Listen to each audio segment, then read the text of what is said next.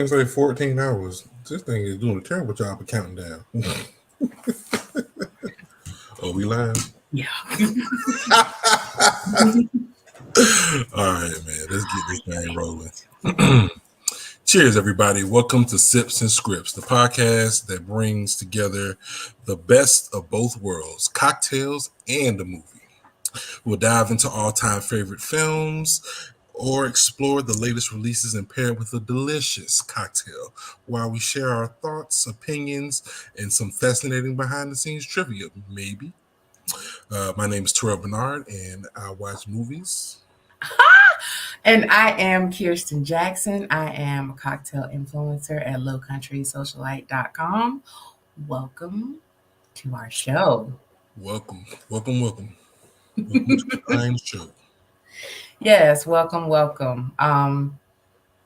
It has been a while. Really? No, we go live every 2 weeks. Or at least it feels like it's been a while, but it just has been just 2 weeks. Yeah, it's been 2 weeks. Mm-hmm. The last movie we did was Above the Rim, of course. But like literally, you've been just going crazy trying to put this movie on our calendar, and now you're like, what was it? I don't know what movie that was. I know. I recall. Yes.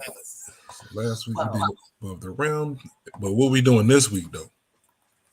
One of the greatest movies ever made. Made during 1985 and beyond.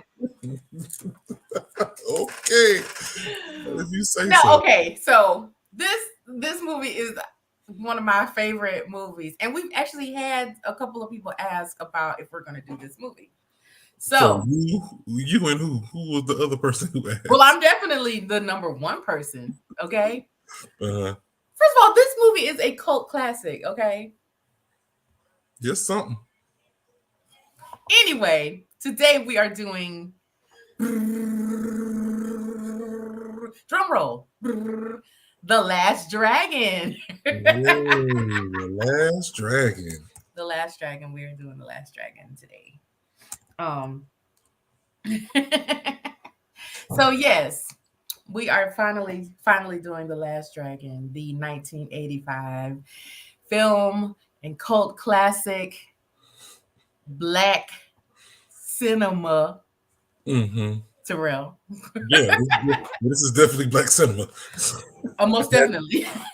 That is worse. Yeah.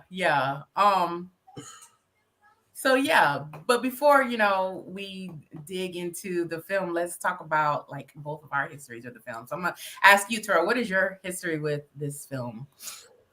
Let's see, my history with this film. I don't know. It's just a movie that you saw. I don't know who had it, where I saw it, why I saw it, but it's just a movie that you see if you grew up during that time.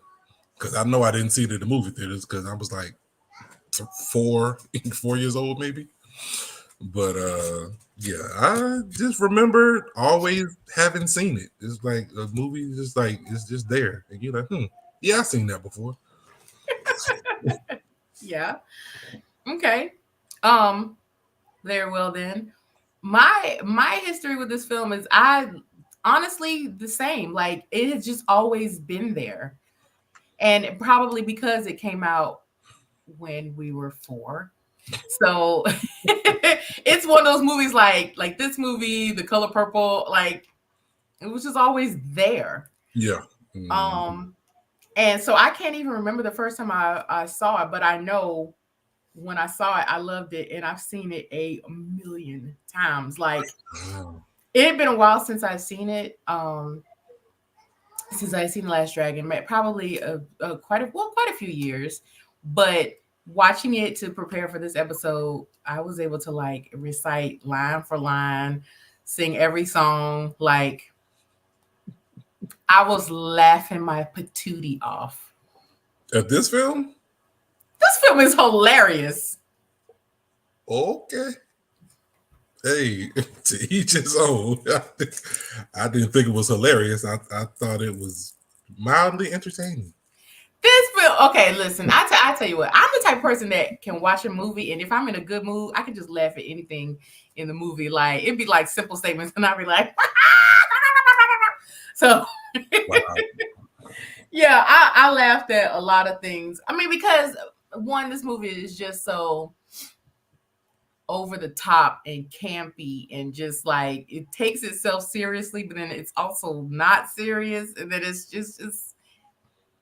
a lot going on, but also not a lot. Well, there's definitely a lot going on. So yes, Some so might say that's too much huh? going on. Some might say too much was going on. Yeah, because you would think for a movie that is like kind of as I don't want to say silly, but like not as like super serious as this one. It's almost 2 hours long. And it shouldn't be. So This was another. I could have used another 2 hours. I love this movie. I will tell you exactly what this movie is. This is Berry Gordy trying to bring Motown into the 80s. You're not wrong. Yeah, You're not wrong. and failing miserably. No. Remove that last part. That's where you're wrong.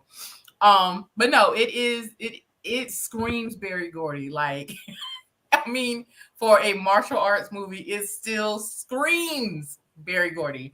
Yes. But you know what? Most Berry Gordy things do scream Berry Gordy. They scream. Damn. Am I wrong? Tell me I'm wrong. No, you right. No, Berry Gordy, he puts his stamp on it. You know it's his. Berry Gordy, Quincy Jones, they're like two people that like when their stamp is on it, like because they are all up and through there while also not being there. It's weird. Mm-hmm. Do you like my kung fu moves? Oh, that's what that was? Yeah, I thought you didn't recognize. No, that just like I didn't recognize most of the kung fu moves in this movie. So rude. Nah, right. But the fighting was cool. I wouldn't say that was cool. Yeah. Well, so what we gonna drink today though? That's what a real one want to know. Yes. So okay. Now that I've shared my history with the film, I'm trying to get where. Hold on, let me get our banner up here. You have a banner? We totally do, but it's like I forgot about it, so I'm gonna put that in here at the last minute. The Last Dragon, 1985. Boop. And boop.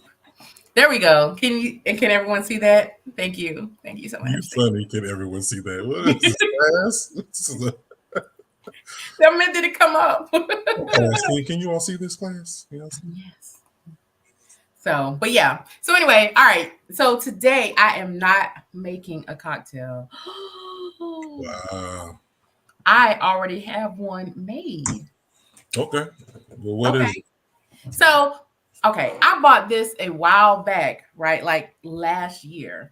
Mm-hmm. And I was like, this will be perfect because I know at some point we are going to do The Last Dragon, and this will be perfect for The Last Dragon. So what I have is, and this is from Aiko.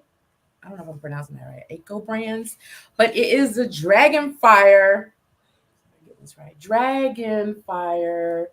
Why is it blurring out something like this? I know, right? What is going on? What are you trying to show us?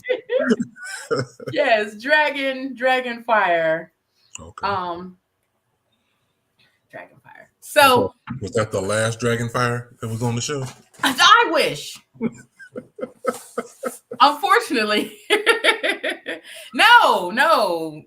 The great thing about it is that it is definitely not the last Dragonfire because there's about 8 other flavors to this. So I have the green apple one, right?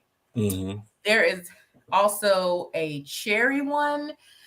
There's green apple, there's cherry, there's a mimosa flavored one, There is strawberry, there's peach, there's blueberry, there's mango, and what's the last one? And pink lemonade.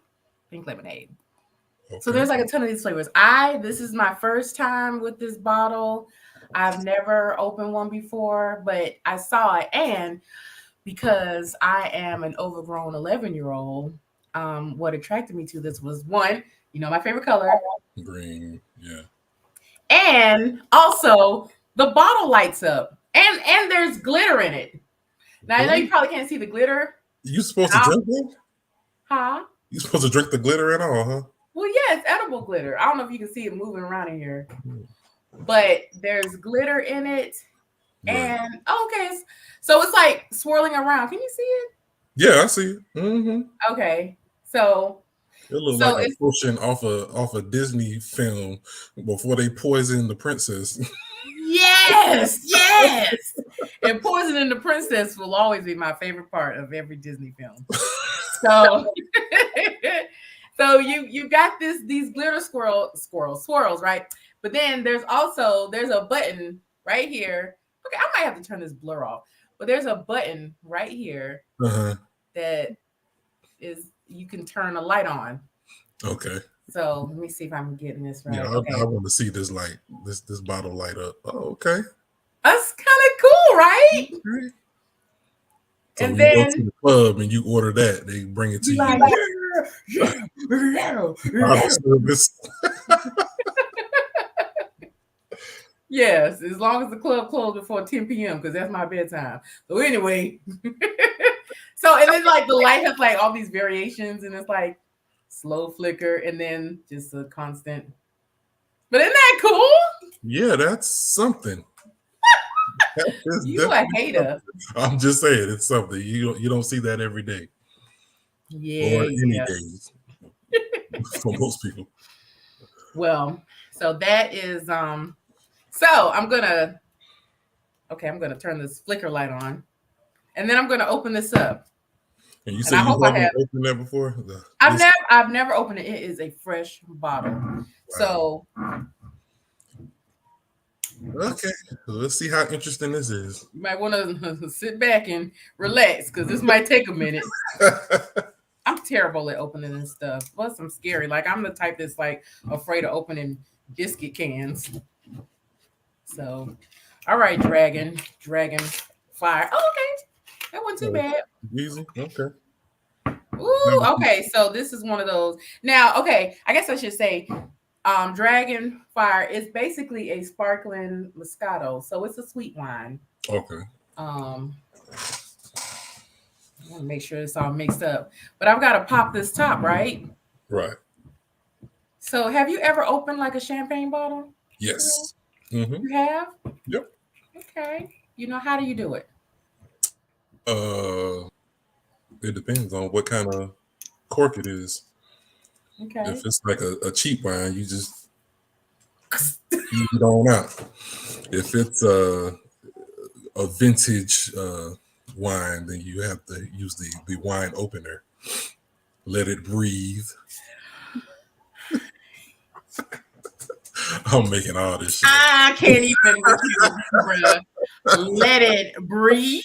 Yeah, you gotta let them vintage wines breathe. You're right. You were absolutely correct. And I'm gonna let you have that. All right. So what I do, because I'm scary, I cover like when it's like a champagne, it's gonna be like boop. I cover it. Uh-huh. Because I don't know, I'm always scared I'm gonna lose an eye. But then you don't know when it's ready. Yeah, you do, because it's got the cork that's already halfway out. Oh, okay. So, like most champagne bottles do, and then you just so it won't like poop and blood bust a window or something. Oh, goodness gracious. I need you not to be scared. It don't matter. Every time I'm always gonna be scared. All right, so here we go, and now we have our flute. I'm turning this blur off like the next chance I get. Yeah, it's because it's blurring everything for no reason. I know, right? Like I'm just serving up illicit content. Ooh, okay, this has definitely got the bubbles. Okay, and it's green. Yeah.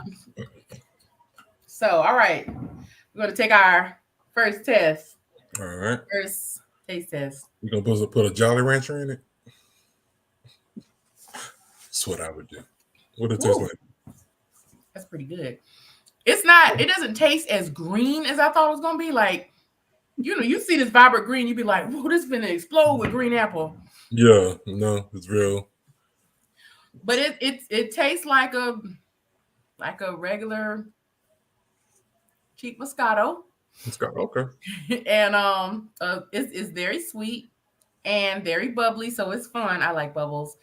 Um, so yeah, it's pretty good. And I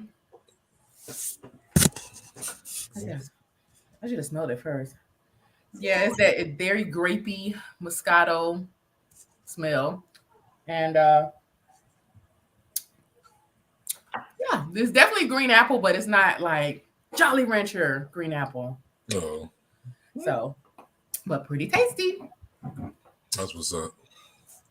So go out to the Moscato factory where they serve up green, yellow, orange, purple, and blue Moscatos that light up for your pleasure. Terrell is the worst ad man. The Moscato factory. No. Where I've seen these at a ton of places. You can get them at like pretty much any package shop, and they're usually like on display because of that light up bottle. Okay. And yeah, so I think I paid maybe like $13 for this, so it's pretty inexpensive. Okay. Um, so yeah, so the price point's about between 13 and $15. So there we go. There you go. So let's dive into our movie. Yay! The last dragon. See, Tori, I'm not even going to trouble you with a 60-second recap. Aren't I nice? Yeah, you are being very nice. Or is it because of another reason? No, it's just because I'm being very nice and I don't have the best tech skills. But that's okay. We press forward. There we go. So, again, our movie today is The Last Dragon. It was released in 1985 when Terrell and I were just fresh little babies, fresh 4-year-old babies. Yep. The film stars. How do you pronounce this guy's name? Is it Taimak? Yeah, sure. I feel like I've heard it said before. Yeah, I've heard it before, but I don't know how to say it. With Vanity or Denise Matthews, Julius Carry, Christopher Murney, and Faith Prince. It was written by Louis Vanosta, and the production company was TriStar Pictures. And how nostalgic was it seeing that horse running? Yeah, no, I did. I enjoyed that. When now that I like watch these movies critically, now I like look for stuff like that. And because I never noticed it before, or at least I didn't think I noticed it before. But like now that I'm like watching movies like from beginning to finish, like critically, I'm like, man, that brings back a lot of memories. New Line Cinemas and just like TriStar, like the horse running, the lion roaring, like Century Fox and all that stuff. Yep, Yeah. MGM. Yep. Yes. So, but it was from TriStar Pictures for Motown Productions. Yes, when music and movies started really colliding. Yeah, they was definitely doing something. Yeah. So, but also like one really cool thing that I like was like looking at when getting ready for this episode. I read this article and they were talking about all the like historic locations that the shooting was, and the Harlem Karate Institute was where they did like those opening scenes where he was studying kung fu, and that theater where Shonuff comes in and terrorizes all of those people was like a very popular adult film adult film theater. Oh, okay. Mm-hmm. Interesting. I did not know that. Yes. It was called the Victory Theater. So Is it still in operation? I don't know. That's a very good question. Why are you planning to visit? No, just wondering because Okay, Pee Wee Herman. I mean, hey, really no Pee-wee. shame. No shame. I'll let you slide with that one. Yeah. So, um, the film did well its first time around. I mean, some people consider it a flop. I mean, it is part of this like old black exploitation kind of film genre, but the movie had a budget of 10 million and grossed 33 million, which was pretty good for that time. And it Right. has since been like regarded as a cult classic. Lots of people know and love this film. I mean, people quote it all the time. The Shogun of Harlem, the Shogun. Who's the master? Yes. Show up. Who's the master? Um, as far as like representation, obviously black representation definitely, and female representation. I really want to get into talking about the Lord Charles character, but we'll do that, soon, Okay. a little later. And there's even I did not realize this the first time, or like my previous times watching this film, but there's even a little bit of queer representation. Like I don't know if you noticed in the theater, Yes. there was someone that was like obviously trans or at least in drag. Right. So I was like, that's pretty cool. And it wasn't like this, it was a joke kind of thing, but it wasn't like a joke at the expense of the person kind of thing. And I was like, okay, that's pretty okay. That's pretty cool.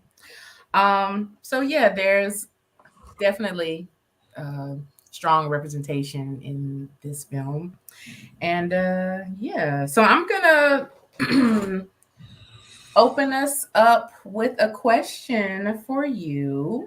All right. Um, what like this movie is full on 80s. I mean, of course it was made in the 80s, but I mean it is full on 80s, all of the cultural stuff.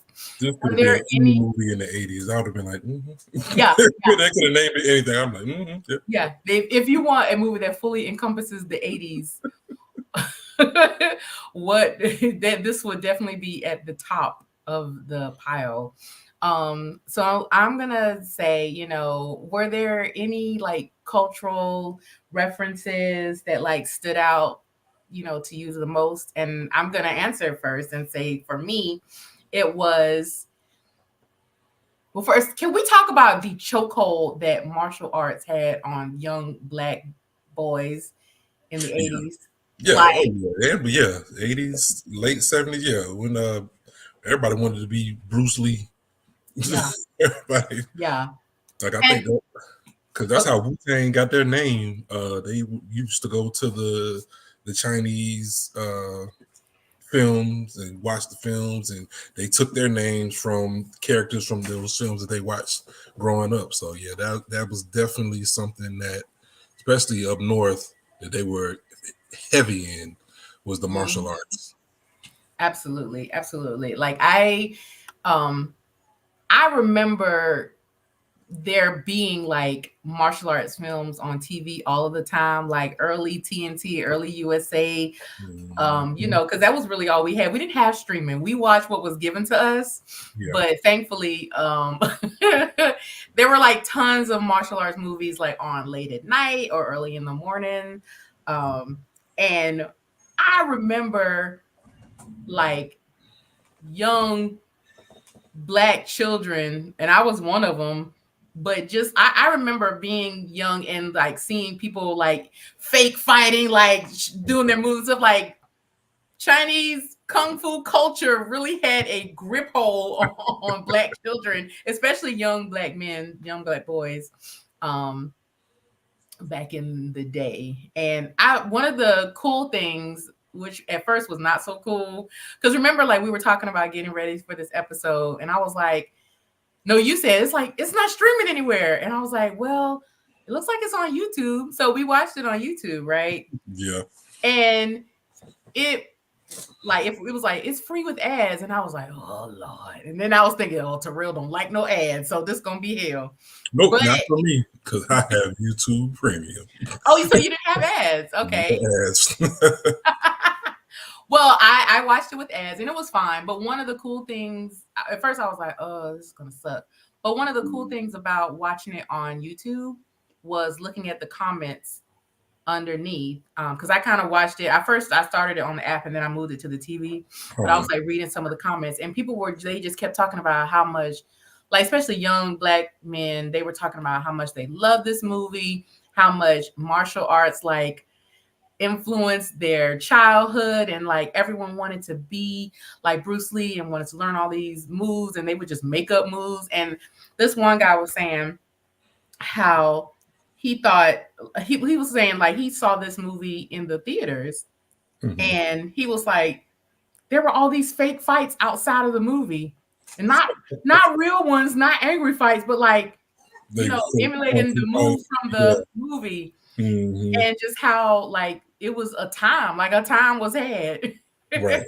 So I thought that was pretty cool. That was definitely one of the major cultural impacts or like references that stood out to me. You have any more that stood out to you? What stood out to me was, I guess, the format that they were using for like music videos.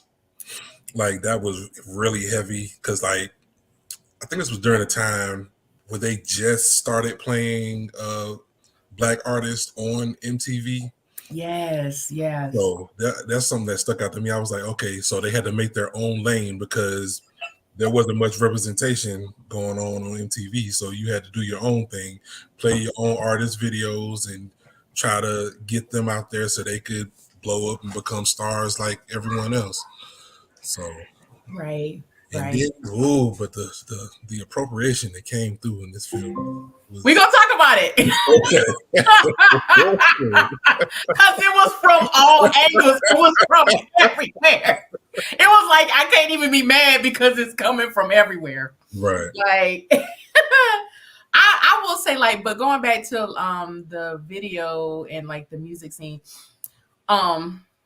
movies like this, like that are heavily influenced by music or like propelled forward by music, it is always so evident how much control DJs and VJs had. Like, I had to like self-correct and be like, because I was like, why do he care? Why don't he just go send his video to somebody else? Or why don't he just go play it in his own, like start a club and play it himself? But like back in the day, like before streaming and before like the internet and all that stuff, the DJs, that's why like the DJs were the coolest people around. Exactly. Like we remember the DJs that we grew up with on the radio. You don't know them now. Like, I mean, you know some because they've been on the radio for years. Yeah, like the older, like the newer people. No, I don't know any new. Yeah, but like old ones. We knew 6 o'clock is time for G to rock. Like, yeah. DJ Dice Law. Yeah. Yes. Rest in peace, DJ Dice Law. So yeah. I didn't know. Oh, you didn't know? Yeah, he passed quite a few years ago, like early 2000s. Oh wow. So yeah, but yeah, like Dice Law, like, and then those were our local DJs. Like they control the music scene. They control what went into rotation. And this guy was like this Eddie Arcadian character. He was like obsessed with getting Laura Charles to play this music, which was awful. So yeah, hold on. This blur is getting on my nerves. I gotta turn it off. It's killing me. Okay, here we go. Here we are. All right. My bad. So anyway, yeah, but he was like obsessed with getting his music played. And I remember how obsessed we used to be, like calling the radio station, like, please play our song. Please play what we want to hear. Please play. And it would be up to them whether we heard our favorite song that day or not. Nope. As a matter of fact, we used to call right after the song played and was like, hey, yo, play that again. Call up there. Yes. Yeah, we'll get it in a rotation for you. Or you could tell what song was a favorite of your favorite DJ because it would be played every hour. Yeah. So if you didn't like that song, you were just fresh out of luck. Yeah. Yeah. So, but as you mentioned, let's talk about the cultural appropriation. Because that was one of my questions for you. You want to kick that open? Because you look like you have some thoughts. So go ahead and kick that can of worms. Yeah, I thought the cultural appropriation was mildly disrespectful. If I'm gonna be soft on it, I mean, I was really surprised. I was like, I mean, I guess I wasn't surprised, but I was like, certain things that they did in the film, I was like, why do that? Like the Asians that were, I guess they were supposed to be trying to ingratiate themselves into the black culture, and they thought that they were, I guess they had to learn, so they really didn't know, and it was like, y'all trying too hard. Like, just be yourself. You be all right. And then you have the fake martial artists coming through. Like, y'all don't really know martial arts like that. They just coming in, just trying to, we saw it in the movie, so we can do it. We saw Bruce Lee doing it, so we can try it. And it's like, sometimes you need to get training. You don't just go out there in the streets and just start doing stuff, because like you get yourself hurt or hurt somebody. Yeah, pretty much. But the thing is, all of that stuff, I felt like, okay. Was that the funny parts that you were talking about? Was that the comedy? Oh, okay. I feel like at every turn where there was some cultural appropriation, there was also some cultural repercussions. Because, like I said, the cultural appropriation was coming in from like all different angles, right? So we had young black men appropriating Chinese culture with all of the martial arts and the kung fu. Okay, then we had the Chinese men appropriating black culture with the whole "hey, cool breeze" and all that stuff. Relax. Yes, and then we had Bruce Leroy trying to then appropriate black culture with him trying to get in, like, "Hey, my man, what it look like?" Like, it was just like all over the place. But when like, okay, so the Chinese guys who were like, "Hey, man, let him come in and teach us how to play craps." And then he taught them how to play hopscotch. Yeah, that was that's how they play it in Harlem. That's what your ass get.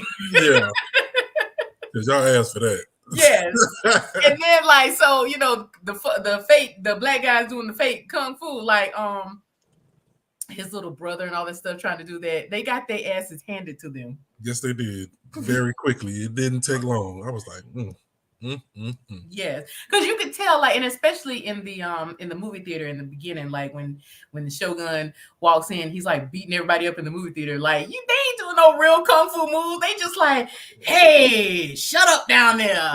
And he refused. Like, who wants me to shut up? Like, I think everybody wants you to shut up, but we ain't got time to fight. We just want to watch the movie. Yes, it was just so much. And the other appropriation that would have been that music video that they were trying to get played.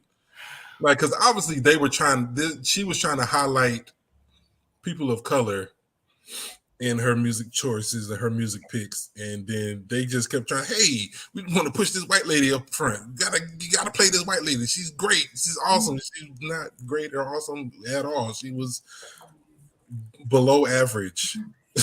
She was noisy. Yeah, that too.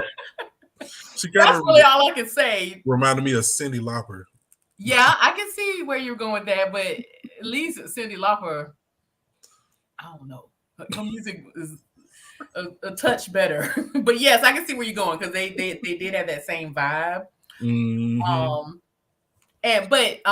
So that character, Angela, I think it was Rocco. Yeah. Played by Faith Prince, which I love her. Her little squeaky voice. I think she's so cute, because I was reciting that whole line. She was, "You're nothing but a misguided midget asshole."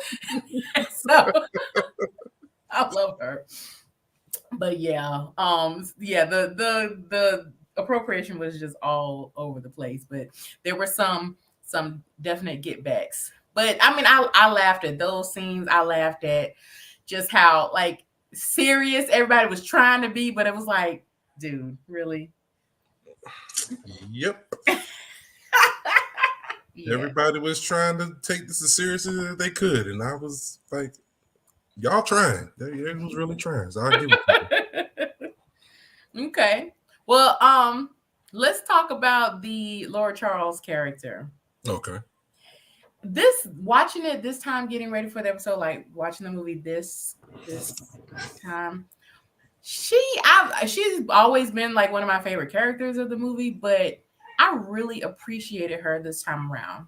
Okay. So, for those of you who don't know, that character was played by Vanity, who was Yes. part of Vanity Six, one of the proteges of Prince in his early career in the 80s. And they also dated for a little while.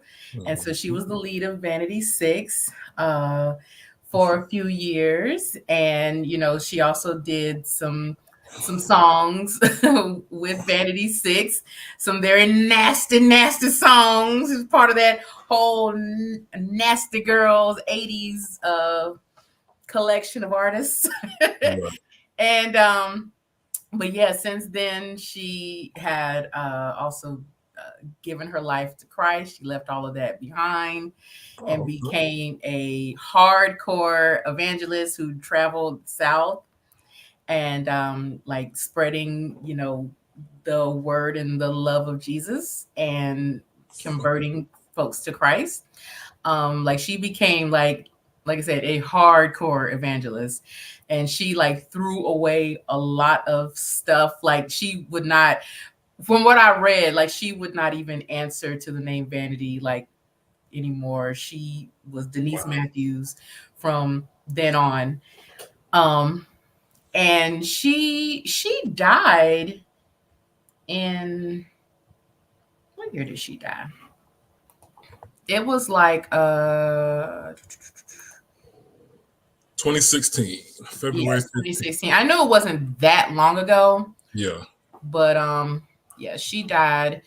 And like she had a very, back in those days in the 80s, she had a very severe cocaine addiction. And it was so bad to where she had to do dialysis like 5 times a day. Yeah, because of like kidney failure. And that's how she died. I think she died in her 50s, like she's like 56 or something. Yeah.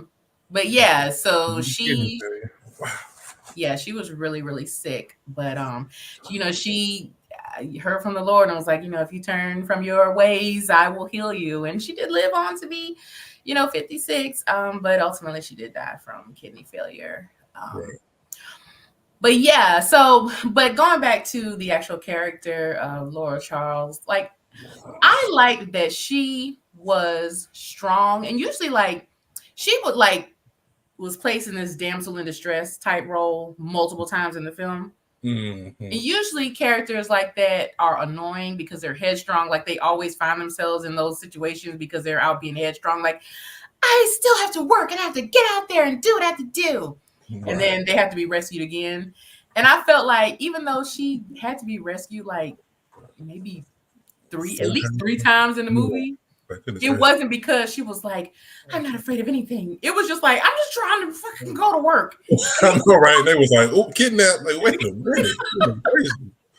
Yeah, so I like how they found this really great medium between her definitely being a multiple damsel in distress situation, but also being like, you know, not this super headstrong to where you're stupid. Because what her character, the way she kept having to be rescued, reminded me of Rachel Marin's character in The Bodyguard. Whitney Houston's character, Rachel Marin, excuse me. Yeah. Like, and she was annoying, and I was like, I love Whitney Houston, but she is annoying me in this movie. Yeah, because she just kept like, yeah, she's like, I'm gonna get on stage. I'm not afraid. I'm not gonna let anybody take this away from me. And like, you never have scenes like that with Laura Charles. Like, no, because she literally was just like, oh, we need a sound check. Okay, well, why didn't y'all do the sound check? Oh, I'm kidnapped again. Yes, it was. And it looked legitimate. They really put a lot of money. Like, if y'all put that money into actually getting that lady's stuff played, thank you, maybe you would have got it played somewhere. other than her platform, because they was really trying to use her platform to springboard this lady who was not as talented as the people she was playing. Dude, And I or think, talented at all. We could argue that. okay. But I mean, and honestly, the way they positioned the rescue scenes in the film, it was all happening so fast. It felt like it was like 3 or 4 days in a row. Like, Yeah, they in that tried one every day. day. Every day they was like, "We gonna kidnap her. We got her. We gonna get her." Yes, because it didn't, like, the thing is, and I don't know if it was because she was a Black woman or what, but she was a VJ in the time where VJs were kings, and she had to go out and get her own bodyguard. Yeah, but and she did. She took yeah, she was really trying not to get kidnapped, and they was really like, "Nah, but we gonna kidnap you though." Yes, she had to take responsibility for herself and be like, okay, I'm maybe I should. Yeah, I need some help.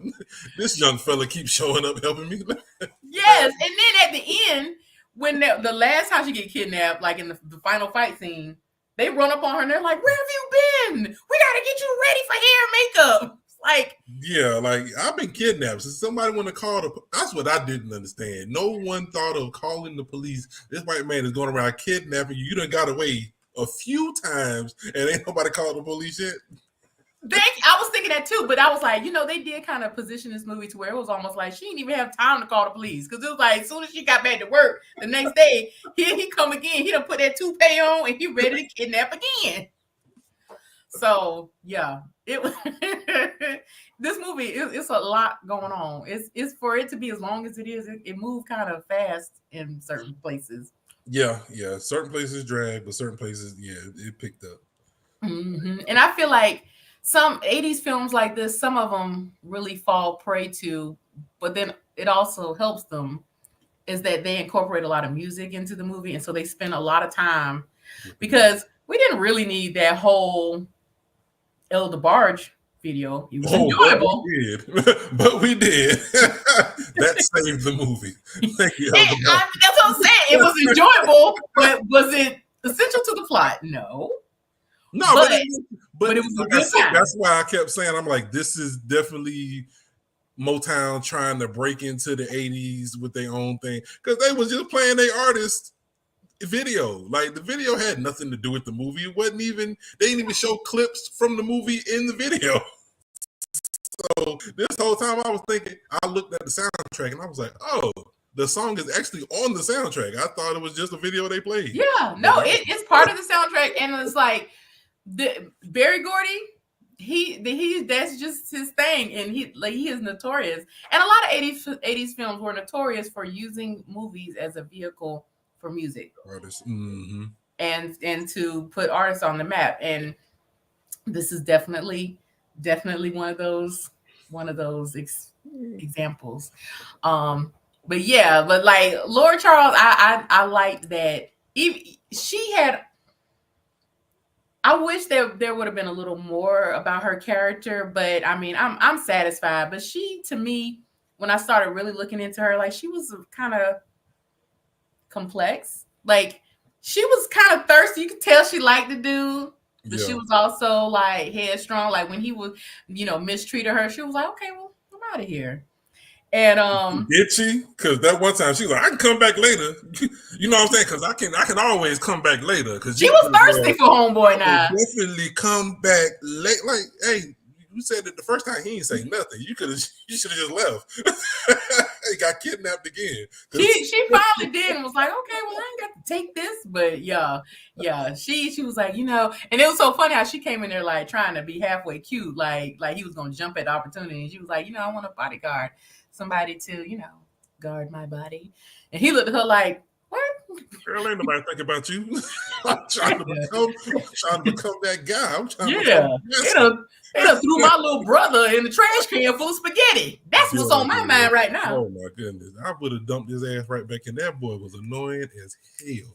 He was so annoying. And this is another thing. Like, I know that there are like several times where kids have crushes on adults, but I've always thought that was weird. Like Yeah. the whole time I'd be Get your thinking, hands off my woman. Like, what you and going? then when her and the kidnapper looked up, like what? Yeah, they both was looking like, huh? What? Hey, this your guy? This you? They all everybody like it was serious that her getting kidnapped, but they all look like wait a minute. what? Before we kidnap, we got to figure this out. Now, is you with him or not? Because somebody need to go to jail. Matter of fact, didn't see a cop in sight till the very end of the film. I'm like, well, who called them now? Who all of a sudden was like, it's time to get the police involved? Dude, and another thing I kept laughing at was how Eddie Arcadian kept referring to Shonuff as Mr. Nuff. That was funny. I was like, what's his first name? Show? Me and my friend Mr. Nuff, we were just we was. Oh my goodness. We were just hanging out. We got robbed by hooligans. I mean, it was Mr. Nuff. Yeah. Like, really, dude? Yeah. It's like a lot of little pockets of laughter in this film. It was just, I have a good time watching this movie because it's so 80s. Like, watching this movie is just like, just watching the whole 80s experience. Yeah. You know? Minus Reaganomics, but anyway. But yeah,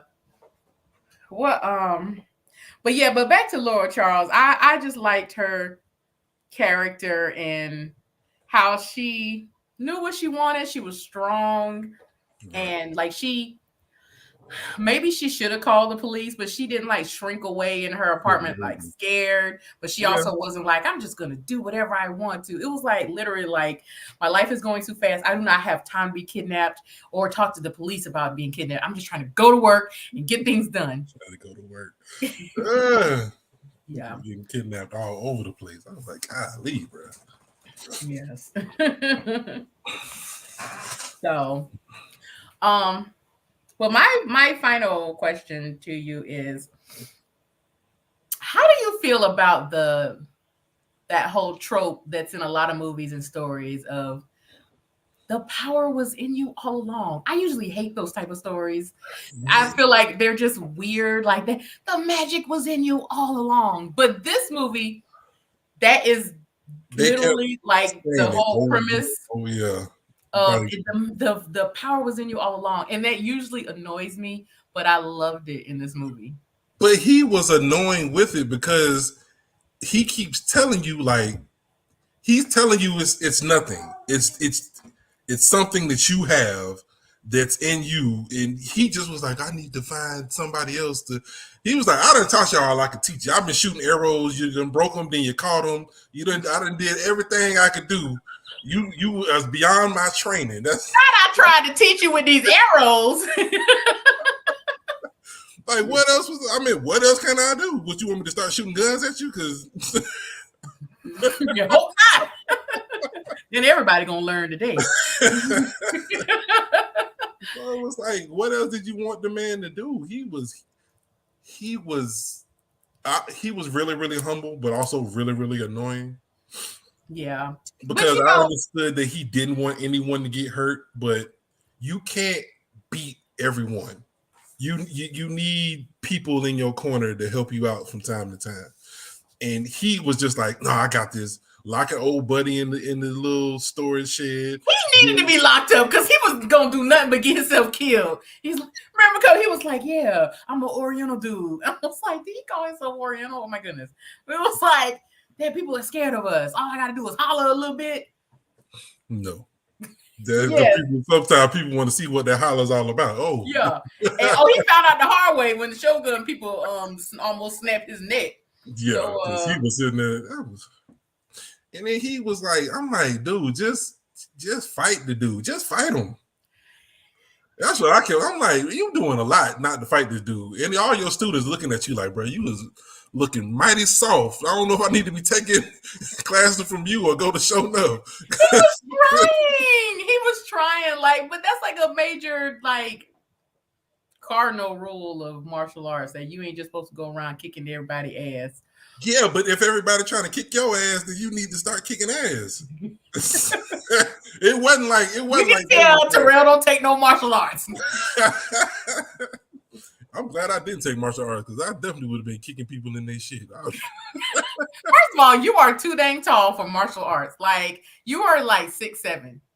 You've Man, been kicking people light fixtures out and all type of stuff. Like no. Kareem Abdul-Jabbar could do what I can. He was 7'1". I want to see that. I started to say I don't want to see that, but I do. I want to see that. But yeah, he was obnoxious with the whole like trying to stay true to his martial art discipline. But these hoodlums were literally kicking everybody ass around you. Exactly. So, He was like, I just need to guess stay. it's time for me to break the rules. It's like, the thing is, he's not breaking the rules. If you're trying to protect somebody or protect yourself, that's what it's for. Protection of others and protection of yourself. And they threw your brother in the trash can. They went to your daddy's shop who had put that pizza thing on the map. And they tore that place to pieces. I mean, they broke out all the windows. You can't get no service like that. You can't open your shop and it's all tore up and raggedy because somebody came through and they didn't call the police neither. I'm like, these people should have been off the streets. I would have been called the police. They need to go lie. yeah. Shogun biggest worry needed to be how he was gonna come up with bail money because he was literally terrorizing the neighborhood. And nobody said nothing except a few people who got beat up and like, he beating ass. So let me. The police I got a trick for that. The police really did nothing but like show up at the end, like, all right, you and Mr. Nuff, come on. With us. Like, wait a minute. Yes, oh my goodness. These are hardcore criminals. Like this. They were really obnoxious, but yeah. But it was fun though, because him watching them, all right, Crunch, Cyclone, their little gang names was hilarious. Yeah, they was. Oh man. Then the women that was in the gang, when that one accidentally nipped, oh boy, see, that's the thing. I was like, you about to protect yourself when this woman tapped you, but when Shownuff was like, kiss my Converse, he was like, I don't want to get your Converse. Okay, but to be fair, they did have the friend. Yeah, but still, I would have been like, let him go and I'll fight you. They should have had at least before the final fight, they should have had one fight to set it up where he loses. He loses the fight. He wasn't ready for Shownuff. Shownuff took his ass to the cleaners, and that was it. And then you, at the end, you Shownuff show up again, and then y'all get down, and then you get the glow, and then you go ahead and bust him up. Because I was going to ask you, what changes would you make to this film? Oh, well, that would have definitely been a change. He would have had to fight Show. I would have had to fight Shownuff. If I'm the last dragon, I'm fighting Shownuff at the movie theater. I'm fighting Shownuff at my daddy's stove. I'm fighting Shownuff. Every time he show up, I'm fighting Terrell up there giving out pizza slices and ass whoopings. Yeah, pretty much. Come here, tell my daddy stole, throw my brother in the trash can. Even though he deserved it, I probably would have threw his ass in there myself. Yeah, the brother. Especially when he came in, he was like, what happened? He was like, it's all your fault. You kung fu. I'm like, oh, wait a minute. Oh, I wasn't even there.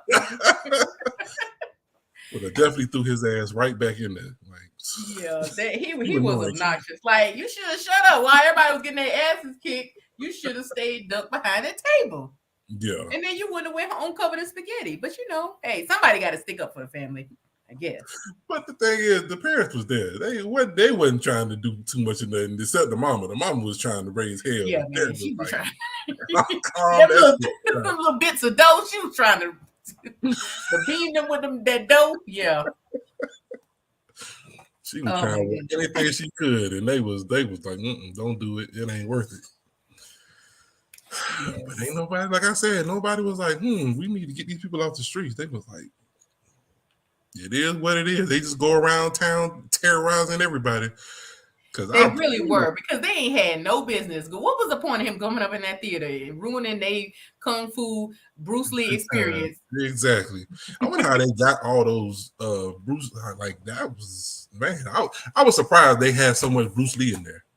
Because usually they just don't let that kind of stuff just go like that. Like, I mean, that is an interesting question. But I don't know, man. Like those martial arts movies, like, did they have like tight copywriting and all that stuff on there? Because they just seemed like they were always there and always around. Yeah, and like like didn't seem to anybody could be. show them. Well, you might as well show it. You Yeah, show it like now. there Might was as well a keep lot of showing those types of films, but they had like Bruce Lee, the Don Dada, it. like Yeah, exactly. It wasn't like somebody you like. Oh, I seen it before, but I don't know anybody in it. But it was like, yeah, you had the one yeah. everybody knows. If you don't know any other martial artist in your life, you know Bruce Lee. Because there were certainly others. I don't think was Jackie Chan around that time. I know he did do some early movies, but I know Jackie Chan was like he was the king of the 90s. Yeah, he came later. But I know there was Sonny Chiba and like, there were a There was couple some, but the most famous of them all, was definitely Bruce Lee Bruce until Lee. he Yeah. died. So yeah. But that was gonna be my question. What would you change about the movie? I like that he did not fight and lose. Because usually that is how it goes. Like You they'll fight, fight and and but you and gotta at like least the you good gotta. guy will lose, and then they'll Yeah, come back and re-challenge. yeah, but the thing is, you gotta. But it pushed forward that narrative of it was in you all along, and Shogun would have never have won. He was so soft though, but he He was. really was. I was like, man, you two, It was almost shocking that he weakling out won. here. Because I'm like, man, what? I'm like, this. Yeah, it was almost shocking that he won because he was so soft. And I guess maybe that teaches us not to underestimate people. I don't know. But he was like from the cock's crow to the crow's chimers to the clock's chiming. And everybody was like, what the hell are you talking Yeah, about? what are you talking about? I didn't know what he was talking about. I was just like, man, just fight if you're gonna fight him. Hurry up. Well, I'm trying to watch the movie. Either I want to watch a fight or I want to watch a movie. well, I don't know. That whole weirdness did something to Miss Laura Charles because she was thirsty for him, baby. Somebody save your life. You go, okay, that's all right. But she was checking him out before. Oh yeah, when she was getting in the car before she got almost kidnapped the first time. Like, I'm like, y'all doing a lot. Y'all done got rid of her limo driver. Y'all got a this TV. poor woman literally had no security at all. Like, nope. She had to take care of herself. That's why I was like, I never really noticed how independent. Yeah, she wasn't just letting them grab her. She was fighting back. Yeah, she was fighting back. She had no security. Like nobody was looking out for her well-being. All they cared about was that damn show and getting her in front of that camera. Which was insane. I'm like, do you not know what just happened? Bro, I was just tied up. Yes. They're like, this one got shot in the face. I mean, like, you see that? Like, there's a lot going on, and y'all like trying to get me all dolled up for this show. And like, y'all being weird, bro. I need to talk to the police. There's a lot of stuff that's got to go on before I can just hop on your little TV screen and start. Yeah, they took her from the clutches of the kidnapper right to the camera. It's like, God, dog. There, yeah, that was a lot. Well, but yeah, that's all I had. I just I would say the one thing that I would change about this movie is I would like for it to be a series like Cobra Kai. Are you serious? I do. I want it bad. And have it be all 80s too. I want it bad. No. What else would they do? Bruce Lee were gonna teach the last dragon? Yes. Well, okay. Now, when somebody suggested the Karate Kid be a series, but they did that series well. is doing well. They did that well, but I think they running off with it now. I think they need to slow down with it. They doing a little too much. I watched the first maybe like 2 or 3 seasons, but then I was like, okay, that's enough of that. I think the pandemic stopped me from watching. Like once stuff went away for a while, I was like, oh. It was hard to get back on with your favorite shows with the pandemic, man. COVID really made things hard for a lot of things. Mm-hmm. But yeah. I think it would be such a cool series and it'd be all 80s and have 80s music, just like how Stranger Things is like really 80s. Yeah. But it would be like Black 80s, like, all the great music and the martial arts. I think it would be so cool. You don't think so? If they stayed in the 80s, well, who would play Bruce Leroy? I don't know. Taimak's still around and he's still looking good. Like he like Yeah, but if 59. it's still set in the 80s and he go from one day But looking like Bruce Leroy and then looking like Bruce Leroy granddaddy. but Taimak was a nobody when they found him. He went in this movie. He was 18 years old. They found him, and he learned how to act on the set. Like he had never acted before. Yeah, because he was like a stunt man, right? I don't know, but I know he was already a black belt. Yeah. So But so they could do the same with somebody else. okay, you mean recast everything, nobody. Okay, I thought you meant like Cobra Kai, like where they got like the original people from the movies. Or they could do it like that. Like, they teach the babies. Because Taimak did open up a studio where he taught martial arts. Really? Okay. Yeah. Okay. So deep in this, you know everything about these people. Oh yeah, I'm like the whiz with this. But look, man, the 80s and like that's just my time. So, but yeah. Ugh. But I think it would be a great series. Yeah, I believe it. Yeah, it should be all right. But we have any final thoughts? No, I think we covered it. You okay? You sure? Yeah, no, I got no thoughts. Okay. I was just note that this was not one of my favorite films, but it was enjoyable. So, I know it's a favorite in a lot of people's hearts. I don't know. I just, it's like just when you think you know somebody. It's just better 80s movies. Give me a Beverly Hills Cop. Okay, first of all, Beverly Hills Cop is an excellent 80s movie. You're absolutely right. Give me some Die Hard. Okay, I'll give you that. But The Last Dragon is, I don't know, to me it's just like so fun and so funny and so campy to where it's like it's an enjoyable experience. And you kind of have to suspend your expectations when it comes to like, is this great writing? Is it great acting? Is it great cinematography? No one. All of those things are questionable. Nobody gonna say that about this film. But is it a good time? Yeah. Now, see, if it's and The Last Dragon is a good time. If you want to just kick back, watch something fun, something where you don't have to think too hard, because they definitely don't delve too deep into anything going on. Yeah. Yeah, it's fun. I'll give it that. Yeah, it's a good time. It's a fun romp. Not a romp. Well, what's your best, worst, weirdest? All right, best part of this film, I would say, would be I like the cast. I definitely like a guy who plays Shonuff. Rest in peace. I forgot his name. But, I always thought he was the same guy that played Candyman. Really? Yeah. And I found out today that he wasn't. You just found out today? Whoopsies. Yeah, definitely whoopsies. Those are two. That's what's it? Todd. I know his last name is Todd. Yeah. But yeah, no, those are not the same people. But he was in a lot of stuff before he passed. So he's definitely a familiar face. Yeah, he played on Boy Meets World, the black girl on there, played her dad. Father. But yeah, best part of this film was definitely the cast. I enjoyed Shonuff. I enjoyed Bruce Leroy. I enjoyed Vanity. It was very well cast. They seemed like they picked the right people to play those parts. And the worst part of this film was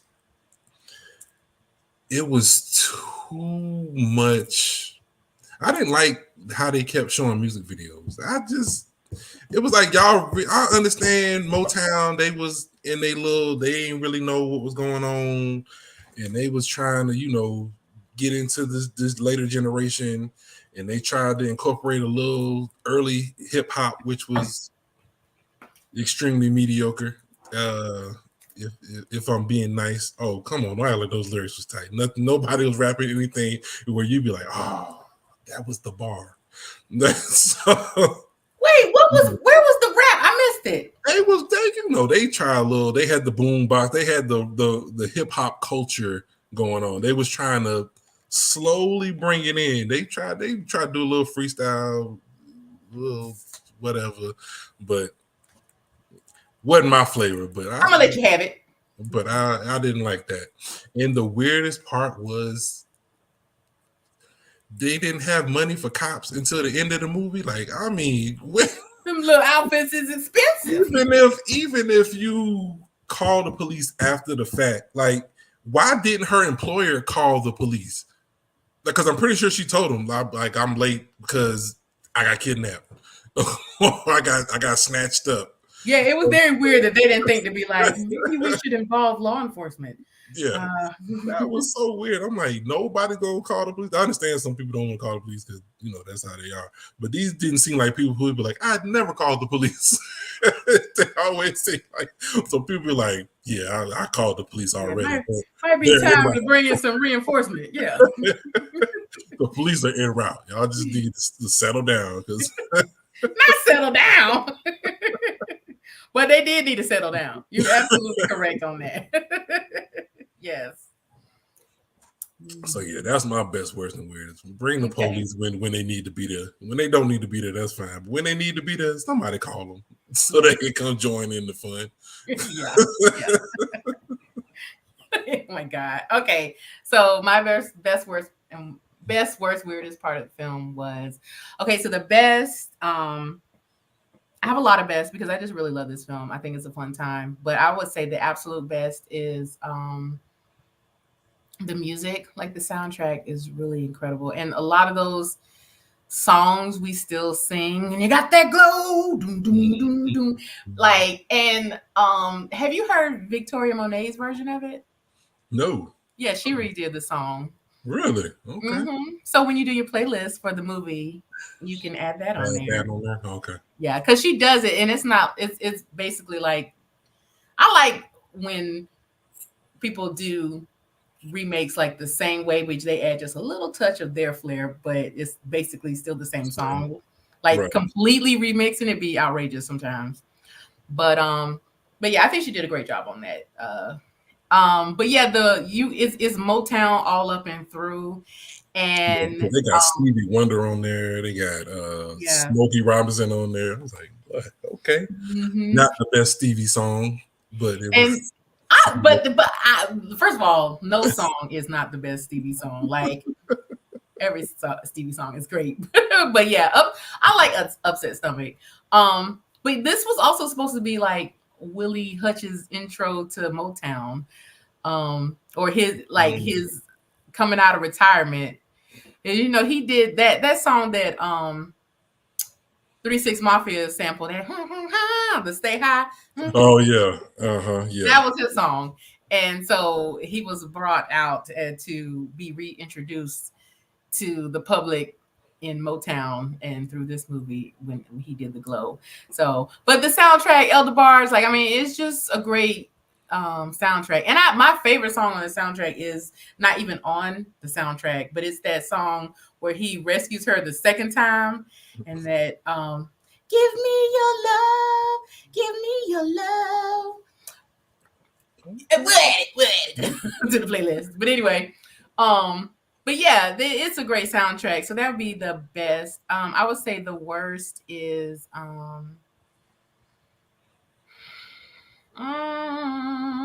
the movie could have been a little shorter. You think? But as far as like the plot, because I think the music videos really extended the length of this movie. Right. So yeah. But I'll also, like what you said earlier, this was a time where Black artists had to really fight to be included on video shows like in mainstream, like MTV and VH1 and all that stuff. So I completely understand why they would say, well, you know what, we've got our music videos and we're just going to use movies to do it. Since they won't put us on TV, we'll use movies to showcase our artists. So I respect it.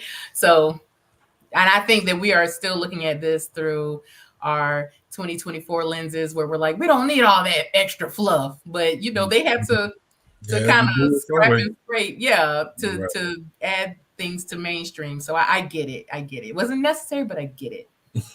um necessary to the plot. I mean, but and I would say that the weirdest would be, yeah, like no, and I guess she was like, "Look, I just got kidnapped. And I got to be on camera. I ain't got time to call the police." But somebody should have Oh, looked out for her. Somebody should have looked out for her.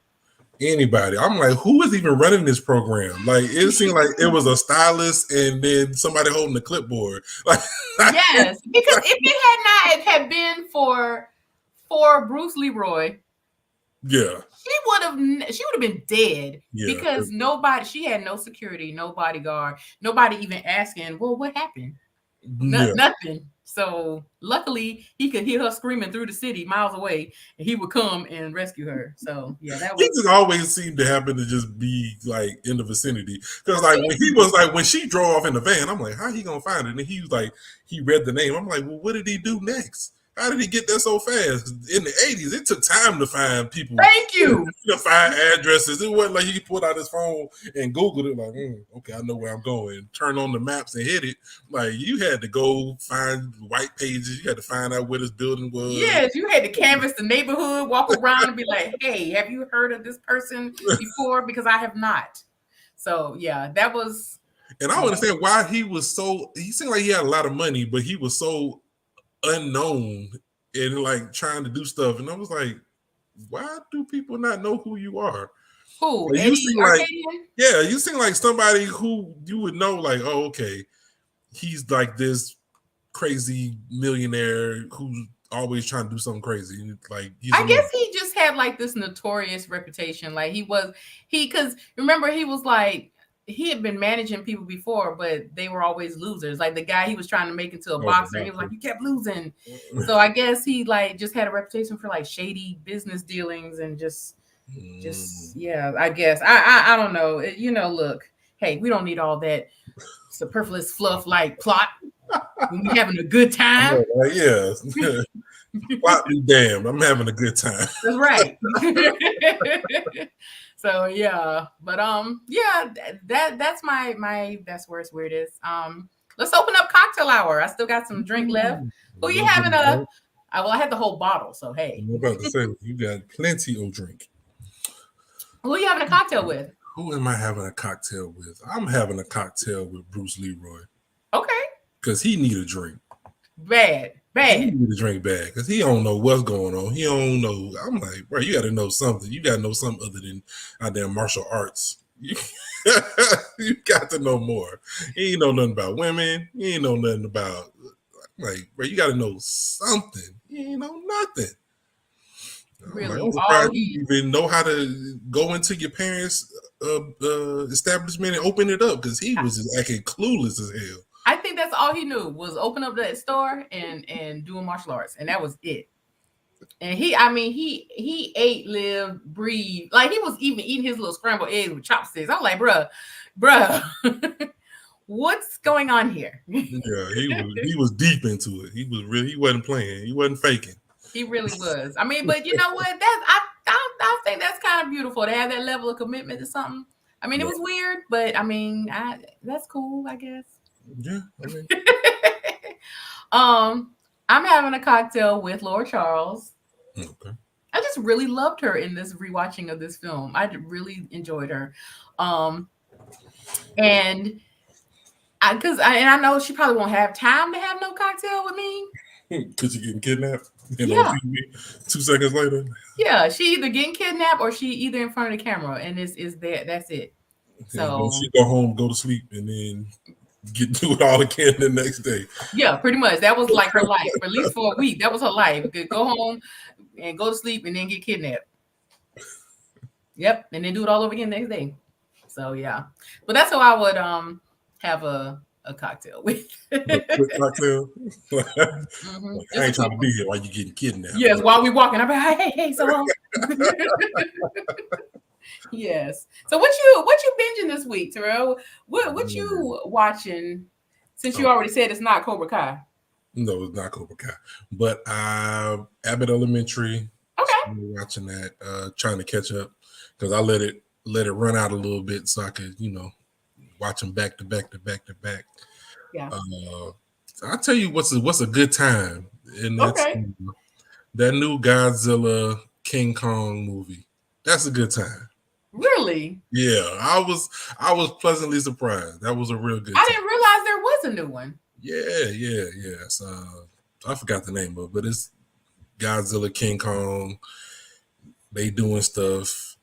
I mean, Godzilla. redoing seems to be the thing because isn't there's a new Omen coming out? Yes, it's already out. Okay. Yep, that's out now. So this, they trying to do some. I don't know. Then the Ghostbusters movie came out. Yeah. That I heard was about that that. was that was mid.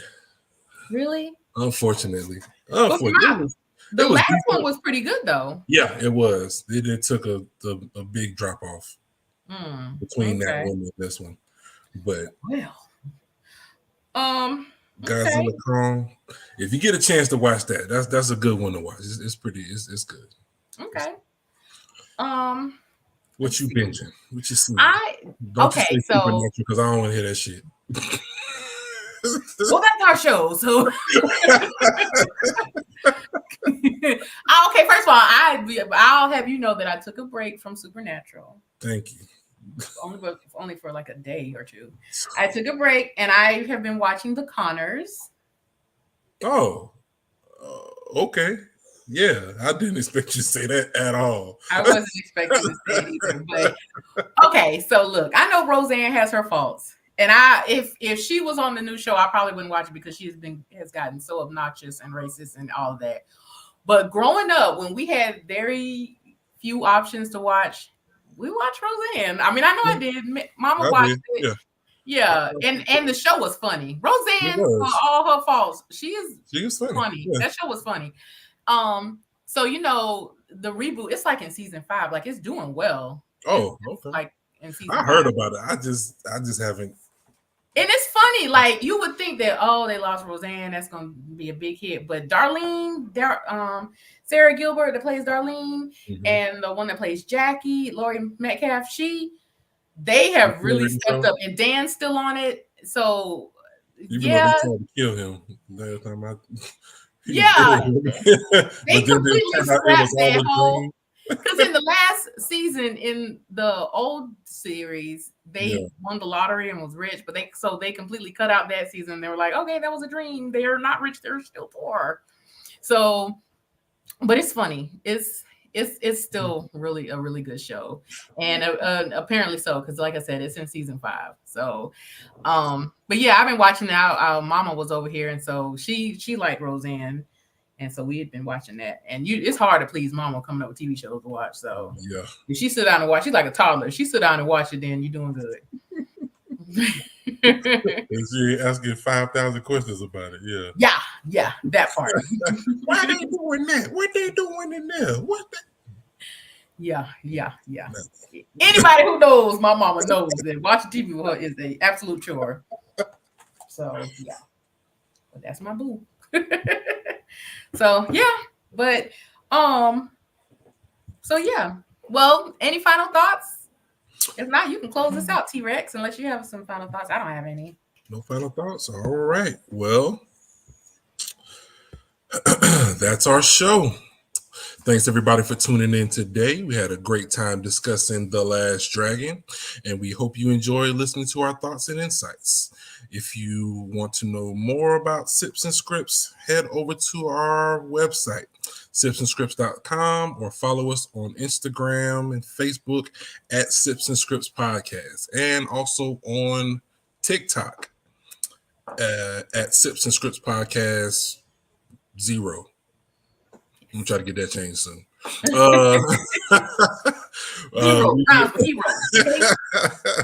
Because we the original, we came before the one. That's right. We would love to hear from you, whether it's to suggest a film for us, or to share your thoughts on today's episode, or say what's up.